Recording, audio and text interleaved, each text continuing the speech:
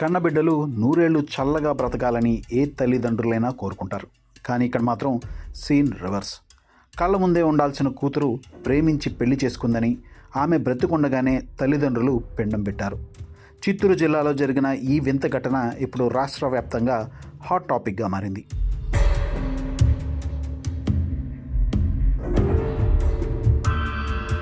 అసలేం జరిగిందో ఉలుక్కేద్దాం. చిత్తూరు జిల్లా ఎస్ఆర్పురం మండలం పిల్లారికొప్పం గ్రామంలో ఈ సంఘటన జరిగింది. గ్రామానికి చెందిన సుబ్రహ్మణ్యరెడ్డి కుమార్తె హేమప్రియ, అదే గ్రామానికి చెందిన కిషోర్ అనే యువకుడు గత కొంతకాలంగా ప్రేమించుకుంటున్నారు. పెళ్లి చేసుకుందామని నిర్ణయించుకున్నాక కిషోర్ తల్లిదండ్రులు వారం రోజుల క్రితం అమ్మాయి ఇంటికి వెళ్లారు. మా వాడికి మీ అమ్మాయినిచ్చి పెళ్లి చేయండి, ఇద్దరూ ఇష్టపడుతున్నారని అడిగారు. కానీ అమ్మాయి తల్లిదండ్రులు ఈ పెళ్లికి ఒప్పుకోలేదు. ససేమిరా కుదరదని తేల్చి చెప్పేశారు.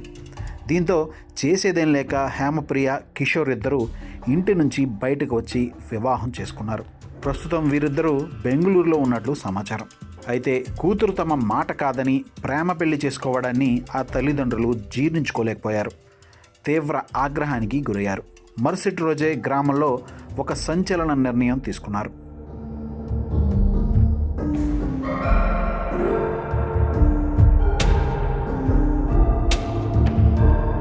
మాకు కూతురు లేదు, మా కూతురు చనిపోయిందని ప్రకటిస్తూ ఏకంగా హేమప్రియ ఫోటోకు దండ వేసి నివాళులర్పించారు. అంతటితో ఆగకుండా హిందూ సంప్రదాయ ప్రకారం చనిపోయిన వారికి చేసినట్టే పిండ ప్రదానం చేశారు. బంధువులందరికీ మా కూతురు చనిపోయిందంటూ కర్మకాండలు నిర్వహించి అన్నదానం కూడా చేశారు. ప్రేమ వివాహం చేసుకుందన్న ఒక్క కారణంతో కన్నపేగు బతికుండగానే ఇలా అంత్యక్రియలు నిర్వహించడం ఇప్పుడు అందరినీ షాక్కు గురిచేస్తోంది. మరి ఈ తల్లిదండ్రుల ఆవేశం సరైనదేనా? దీనిపై మీ అభిప్రాయాన్ని కామెంట్ రూపంలో తెలియచేయండి.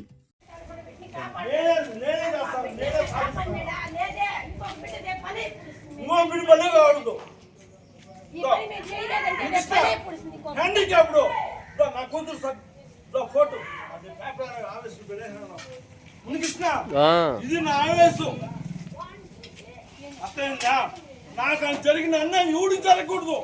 ఈ రాష్ట్రంలో, ఈ డిస్టిక్లో, ఈ మండలంలో నేను హ్యాండిక్యాప్డ్. మా భార్య చూడు, మా అమ్మని, ఆ బిడ్డని గంజాయి పోయేసి కూటిలో గంజాయి కలిపేసామని ఆ బిడ్డ ఏపీఆర్ఎస్లో కందులో చేసింది. ఆ బిడ్డకి అలాంటి సంబంధం లేదు.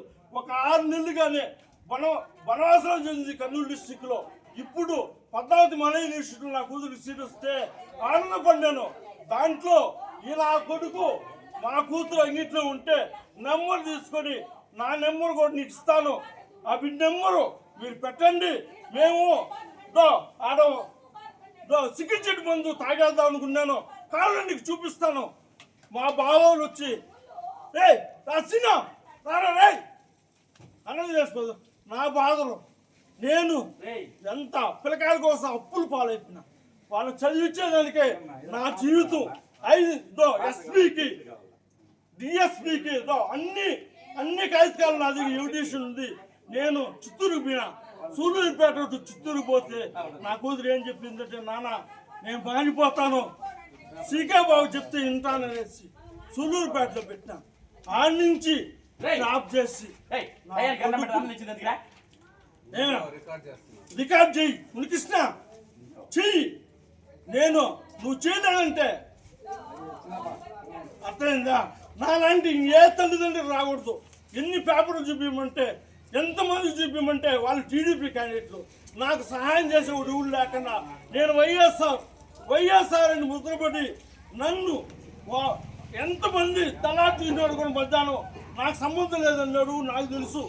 ఈరోజు నా పాత్ర ఈదిలోకి వస్తే 20 మంది వచ్చినారు. నా బిడ్డ పోతే నా కొడుకు పోయింది. నా బాధ ఎవడికి చెప్పుకోవాలి? ఎంత అనిపించింది అంటే ఇదే పేపర్లో ఎవరికైనా చూడండి. ఎంతమందికి మా కూతురు రాసింది, ఎంతమందికి చూడండి. నేను ఆత్మహత్య తప్పిస్తే నా బాధ, నా భార్య చూడు. నేను హ్యాండిక్యాప్డ్, నేను నా బాధలు ఏ ఒరికి రాకూడదు. ఏం జరిగిందంటే వాడు మాకు తెలియకుండా ఎత్తుకుపోయి పెళ్లి చేసుకున్నాడు. మేము ఆ పిల్లని ఏమి చేయలేకుండా ఉన్నాం. ఆ పిల్లల మీద కేసు పెట్టాలన్నా మాకు అవకాశం లేదు. తిరిగి తెచ్చుకోవాలన్నా అట్లాంటి బిడ్డ మాకు ఇంకొద్దు. ఏమే ఇంకా మాకు మిగిలిచింది ఆ పిల్లని చంపుకొని వేరే బిడ్డకి ఆ న్యాయం జరిపించేటట్టు ఇంకొక ఆడబిడ్డ విషయంలో ఇటు న్యాయంగానే ఉండాలి. ఇటు చేస్తేనే అది న్యాయం జరుగుతుంది.